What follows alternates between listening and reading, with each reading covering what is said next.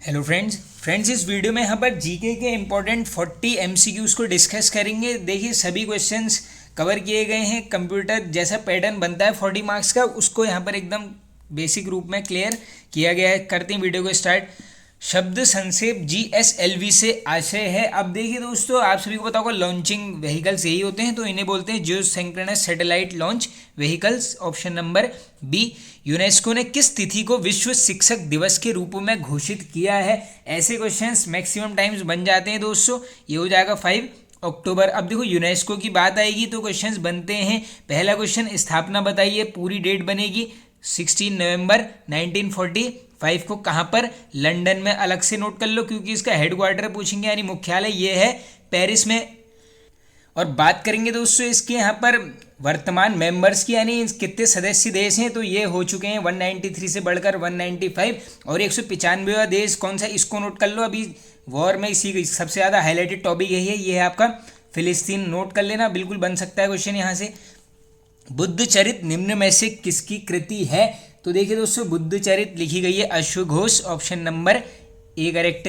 किस क्षेत्र में उत्कृष्ट कार्य हेतु पुलित्जर पुरस्कार के लिए मान्यता दी जाती है? तो दोस्तों ये जो पुलित्जर अवार्ड है ये दिया जाएगा आपको साहित्य और पत्रकारिता के क्षेत्र में। अब देखिए बाकी जो ये पुलित्जर पुरस्कार हैं दोस्तों, अवार्ड्स, इनसे क्वेश्चन थोड़े से निकल के आ जाते हैं। देखो स्टार्टिंग कब से हो गई थी पूछेंगे, 1970। कौन देता है? बन सकता है ये है आपकी कोलंबिया यूनिवर्सिटी। इंपॉर्टेंट ये भी फैक्ट है। अब इसके अलावा देखो दो क्वेश्चन बनते हैं, एक नोट कर लो। जो प्रथम भारतीय थे जिन्हें पहला पुलित्जर पुरस्कार मिला है, इनका नाम है यहाँ पर गोविंद लाल। इंपॉर्टेंट है, कर लेना नोट। और वैसे पूछ लेंगे। और हाँ देखो 2023, अब देखो 2023 का नोट कर लो। पुलित्जर अवार्ड करंट में है, बन सकता है। क्या नाम है? ये यहाँ पर बारबरा किंगसोल्वर। इंपॉर्टेंट है, याद कर लेना। बारबरा किंगसोल्वर को मिला है यहाँ पर 2023 का पुलित्जर अवार्ड। चलते हैं आगे।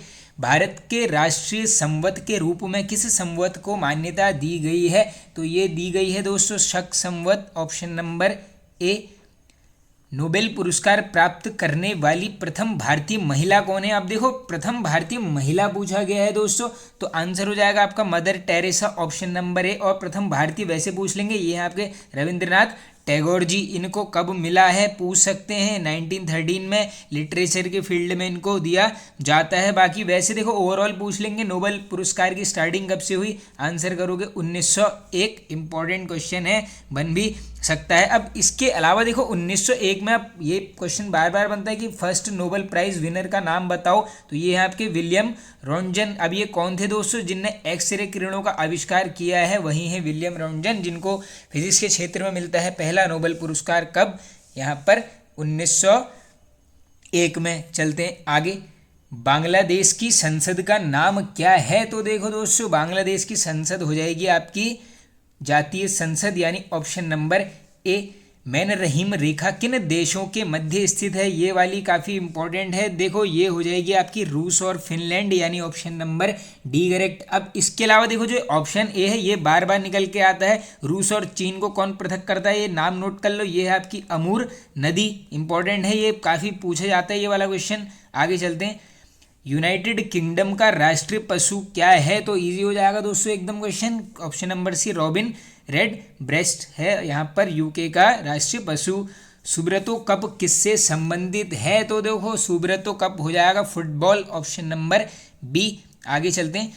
हॉकी की अंतर्राष्ट्रीय संस्था कौन सी है? तो एकदम आसान क्वेश्चन हो जाएगा दोस्तों ये तो। Option number C, IHF। Computer का कौन सा भाग फाइलों की केवल अस्थायी स्टोरेज उपलब्ध कराता है? अब देखो टेम्परेरी स्टोरेज पूछा गया है, तो कहाँ पर होती है? ये हो जाएगी आपकी रैम में। Option number C correct. आगे चलते हैं। सूचनाएं एक यूनिट से दूसरी यूनिट तक ले जाने व उन्हें वापस लाने का काम कौन करता है? तो दोस्तों देखो कोई भी सूचना है उसको ले जाने का, वापस लाने का काम कौन करेगा? ये करेगा डेटाबेस। Option number B. कौन सा सॉफ्टवेयर कंप्यूटर के हार्डवेयर को नियंत्रित करता है? बिल्कुल इजी क्वेश्चन हो जाएगा दोस्तों। ऑप्शन नंबर सी, यानी सिस्टम। चलते हैं आगे। पंडित किशन महाराज किस वाद्य यंत्र के प्रमुख वादक हैं? तो ये हैं दोस्तों किसके? तबला वादक। ऑप्शन नंबर ए। भारत में रेडियो प्रसारण का प्रारंभ किस वर्ष हुआ, बनता है ये वाला क्वेश्चन दोस्तों। करेक्ट आंसर नोट कर लीजिए, ऑप्शन नंबर बी 1923 में। चलते हैं आगे नेक्स्ट। कौन सा माउंट आबू पर्वत पर स्थित नहीं है, अब देख लो कौन सा मंदिर नहीं है। वास्तुपाल मंदिर बिल्कुल है, विमल मंदिर भी है, तेजपाल मंदिर भी है, यानी ऑप्शन नंबर डी विश्वनाथ मंदिर। एशिया का सबसे बड़ा मेला है, तो देखो एशिया का सबसे बड़ा ये हरिहर क्षेत्र का मेला, यानी ये देखो ये बात हो रही है सोनपुर बिहार वाले मेले की। अब यहाँ पर डायरेक्ट नाम नहीं मिला है तो ये देख लो। आगे चलते हैं। सबसे अधिक पोस्ट ऑफिस किस देश में हैं, तो सर्वाधिक डाकघर हो जाएंगे आपके भारत में, option number B correct. Bharat की राष्ट्रीय आय में किस क्षेत्र का सबसे कम योगदान है, इंपॉर्टेंट क्वेश्चन है दोस्तों। सबसे कम योगदान किसका है, ये हो जाएगा प्राइमरी सेक्टर यानी प्राथमिक क्षेत्र का। उत्तर दक्षिण गलियारा परियोजना किन्हें आपस में जोड़ती है, रिपीटेड है क्वेश्चन बिल्कुल। ये है वो आपका Srinagar to Kanyakumari, option number B. Bharat के किस नकदी फसल से निर्यात के द्वारा अधिकतम विदेशी मुद्रा की आय प्राप्त होती है, अब देखो ऑप्शन के हिसाब से देखोगे तो आराम से कर लोगे यहाँ पर चाय, ऑप्शन नंबर बी। आर्थिक नियोजन विषय है, अब देखो ये हमने क्वेश्चन किया है इकोनॉमी वाली वीडियो में भी कवर किया है, देख लेना वीडियो। इकोनॉमी से 2-3 क्वेश्चन आ जाते हैं कभी कभी। तो देखो ये आर्थिक नियोजन ये हो जाएगा आपका, जिसमें देखो राज्य केंद्र दोनों बना सकते हैं। इसका मतलब ये होगा आपका ऑप्शन नंबर डी यानी समवर्ती सूची 43 का डी करेक्ट है। निम्न में से कौन सा एक साधन केंद्र सरकार के राजस्व का स्रोत नहीं है, अब देखो क्या पूछा गया है, जो यहाँ पर सरकार के टैक्स का स्रोत नहीं है वो बताना है हमने। तो देखो उत्पादक शुल्क बिल्कुल होता है, आयकर होता है बिल्कुल, कॉर्पोरेट टैक्स ये नहीं, यानी कृषि आयकर, ऑप्शन नंबर डी अच्छा है क्वेश्चन। भारत में सबसे पहले वैट लागू हुआ, तो सबसे पहले वैट लागू किया गया था दोस्तों कहाँ पर, ऑप्शन नंबर बी यानी हरियाणा में, ऑप्शन नंबर बी करेक्ट हो जाएगा। तीसरी बार राष्ट्रीय आपातकाल की उद्घोषणा राष्ट्रपति ने किस आधार पर की थी, तो देखिए ये डायरेक्टली आप सभी को पता होगा, आंतरिक अशांति का बवाला थोप दिया था देश के ऊपर और यहाँ पर क्या कर दिया था, आपातकाल की घोषणा कर दी थी, यानी ऑप्शन नंबर डी। राज्यों के मुख्यमंत्री अब बताना है दोस्तों ये किस प्रकार से यहाँ पर होते हैं, तो ये होंगे आपके नियुक्त किया जाता है इनको, निर्वाचित तो नहीं होते हैं, ये होंगे नियुक्त, ऑप्शन नंबर बी। राष्ट्रपति और उपराष्ट्रपति के निर्वाचन के विवाद के मामलों को किसको प्रस्तुत किया जाता है, तो किसको किया जाएगा दोस्तों, उच्चतम न्यायालय, ऑप्शन नंबर ए। निम्न में से किसको हटाने का प्रावधान संविधान में नहीं है, इजी भी है काफ़ी रिपीटेड भी है दोस्तों, ये हो जाएंगे आपके गवर्नर, ऑप्शन नंबर डी। बाकी देखो राष्ट्रपति पर महाभियोग चलाते हैं ये सभी को पता है, पंचायती राज विषय है, तो ये हो जाएगा आपका यहाँ पर राज्य सूची का, ऑप्शन नंबर बी करेक्ट। संविधान में जोड़ी गई 10वीं अनुसूची किससे संबंधित है, अब देखो 10 में मैंने आपको बताया था 2 आएगा और दल बदल में भी 2, तो 2 और 2 कवर कर लो, ऑप्शन नंबर सी करेक्ट। बाकी देखो 11वीं अनुसूची है आपकी पंचायत से, 12वीं है आपकी नगर पालिकाओं से, ये 3 बार बार पूछी जाती हैं अनुसूचियाँ। विश्व के सर्वाधिक 63% के लगभग भूकंप किस पेटी में आते हैं, तो देखो वैसे ही कर लोगे आप, तो इसको भूकंप सबसे ज़्यादा कहाँ पर आएंगे दोस्तों, जो क्या होगा महासागरीय पेड़ियाँ जहाँ पे होंगी, यानी ये परिप्रशांत, ऑप्शन नंबर बी। वायुमंडल में सर्वाधिक मात्रा में विद्यमान अक्रिय गैस कौन सी है, इजी हो जाएगा ये वाला क्वेश्चन भी दोस्तों, ये हो जाएगी आर्गन, ऑप्शन नंबर बी। निम्न में से कौन एक ठंडी जलधारा है, देखो जलधाराओं से क्वेश्चन बन जाते हैं कभी कभी, तो लैब्राडोर है आपकी ठंडी जलधारा, ऑप्शन नंबर सी।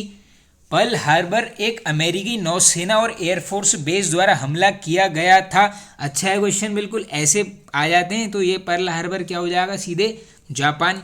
कायदे आजम किसे बोला जाता है, तो ये बोलते हैं दोस्तों मोहम्मद अली जिन्ना को। आगे चलते हैं। अब देखो यहाँ पर क्या किया गया दोस्तों, 40 कर लिए एमसीक्यूज, अब डेली इसमें 40 एमसीक्यूज और 2 से 3 टॉपिक यहाँ पे कवर करेंगे। तो आज मैं हिस्ट्री के आपके लिए 2 टॉपिक्स लेके आया हूँ। पहला है आपका गवर्नर जनरल या फिर वाइसरॉय और उनकी उपलब्धियाँ, यानी जो उनके कार्यकाल में जो भी इंपॉर्टेंट काम हुआ है जो एग्जाम में डायरेक्टली बन जाता है, उसको कर लेते हैं फटाफट से कवर। आओ देखते हैं। सबसे पहला हो जाएगा लॉर्ड मेयो। अब देखो वित्तीय विकेंद्रीकरण की नीति प्रारंभ की, ऐसा बनेगा क्वेश्चन, देखो क्वेश्चन बनेंगे यहाँ से, आंसर होंगे ये, तो ये की गई है लॉर्ड मेयो। नेक्स्ट, बंगाल में द्वैध शासन का अंत, वॉरेन हेस्टिंग्स। स्थायी बंदोबस्त, ये परमानेंट सेटलमेंट की बात है, कॉर्नवालिस। सहायक संधि, वेलेजली। देखो ये सभी रिपीटेड क्वेश्चन हैं। सती एवं ठगी प्रथा का अंत लॉर्ड विलियम बेंटक किसके सहयोग से? राजा राम मोहन रॉय के सहयोग से करते हैं यहाँ पर लॉर्ड विलियम बेंटिंग। चलते हैं आगे। राज्य हड़प नीति इंपॉर्टेंट है, लॉर्ड डलहौजी। दमनकारी शासन ये किया गया लॉर्ड लिटन के द्वारा। स्थानीय स्वशासन का प्रारंभ लॉर्ड रिपन, इंपॉर्टेंट क्वेश्चन है। अग्रगामी नीति काफ़ी बार पूछी जाती है, लॉर्ड ऑकलैंड। हस्तक्षेप की नीति इंपॉर्टेंट, ये है आपकी सर जॉन शोर। महान अकर्मण्यता की नीति जॉन लॉरेंस। पिंडारियों का दमन हेस्टिंग्स। बंगाल का विभाजन 1905 किसने? Lord Curzon. गोलमेज सम्मेलन इंपॉर्टेंट है। देखो 30, 31, 32 के टाइम पर हो जाते हैं तो सीधे चले जाना लॉर्ड इरविन। जलियांवाला बाग त्रासदी ये होती है आपकी 1919 यानी मॉन्टेग्यू चेम्सफोर्ड हो गया। भारत का विभाजन लॉर्ड माउंटबेटन। अब नेक्स्ट टॉपिक है सबसे ज़्यादा इंपॉर्टेंट, एक नंबर का क्वेश्चन आ जाता है एग्जाम में। एक तरफ हो जाएंगे लेफ्ट साइड राजवंश, उधर हो जाएंगे आपके राइट में संस्थापक। देख लेते हैं फटाफट। पहला है आपका नंदवंश महापद्मवंश। देखो ये कि हर्यक वंश इसमें शायद नहीं आया, उसका नोट कर लो आप, वो है आपका बिंबिसार। हर्यक वंश का संस्थापक कौन है दोस्तों? ये है बिंबिसार। मौर्य वंश का चंद्रगुप्त। कण्व वंश वासुदेव। सातवाहन सिमुक रिपीटेड है। गुप्त का श्रीगुप्त। हुड़वंश तोरमण ये भी रिपीटेड है। नेक्स्ट है दोस्तों आपका सेन वंश, सामंत सेन हो गया। परमार उपेंद्र राज। गढ़वाल वंश चंद्रदेव। गुज्जर प्रतिहार वंश इंपॉर्टेंट है, नागभट्ट प्रथम। राष्ट्रकूट वंश काफ़ी रिपीटेड रहता है, अच्छे से याद कर लो। राष्ट्रकूट वंश की स्थापना की है दंती दुर्ग। सैयद वंश खिज्र खां। लोदी बहलोल लोदी। चोल का विजयालय ये भी पूछा जाता है, इसको भी कर लेना याद। नेक्स्ट है आपका पांड्य वंश, इसका कौन है दोस्तों? निडियोन। यादव का भिल्लभ पंचम। होयसल विष्णुवर्धन। कलचूरी वंश कोक्कल। सालुव नरसिंह तुलुव वीर नरसिंह। आगे चलते हैं। नेक्स्ट है आपका यहाँ पर सोलंकी वंश, इसका कौन है संस्थापक? मूलराज। शर्की वंश मलिक सरवर। नेक्स्ट है आपका भोसले वंश, इसके हैं दोस्तों छत्रपति शिवाजी महाराज। पाल वंश गोपाल। चौहान वंश के हैं वासुदेव। लोहार वंश संग्रामराज। नेक्स्ट कुषाण वंश बहुत बार पूछा जाता है, कुजुल कटफिसेस। वर्धन वंश पुष्यभूति।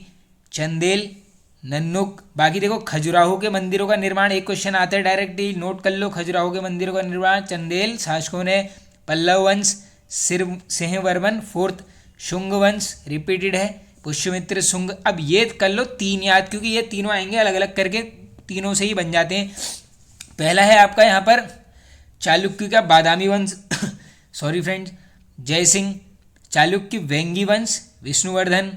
चालुक्य का कल्याणी वंश तैलप सेकंड। अगला है आपका गुलाम वंश कुतुबुद्दीन ऐबक। खिलजी जलालुद्दीन। तुगलक ग्यासुद्दीन। कुतुब शाही वंश कुली कुतुब शाह। आदिल शाह। देखो इनके तो सब नाम से स्पष्ट हो जा रहे होंगे आपको। आगे चलते हैं। नेक्स्ट है आपका निजाम शाही मलिक अहमद। इमाद शाही वंश फतेहुल्ला। संगम वंश इंपॉर्टेंट है, हरिहर और बुक्का ये दोनों भाई हैं। बहमनी वंश हसन गंगू इंपॉर्टेंट है। आरविडु वंश इंपॉर्टेंट तिरुमल। नेक्स्ट है आपका बरीद शाही वंश अमीर अली बरीद मुगल। बाबर कारकोट दुर्लभ वर्धन इंपॉर्टेंट है। उत्पल अवंती वर्मन इंपॉर्टेंट। हैदराबाद के स्वतंत्र राज्य निजामुल मुल्क। चलते हैं अब देखो यहाँ पर दोस्तों ये वीडियो हो चुका है एंड। आई होप आप सभी को पसंद आया होगा दोस्तों। पसंद आया तो एक लाइक कर दीजिए।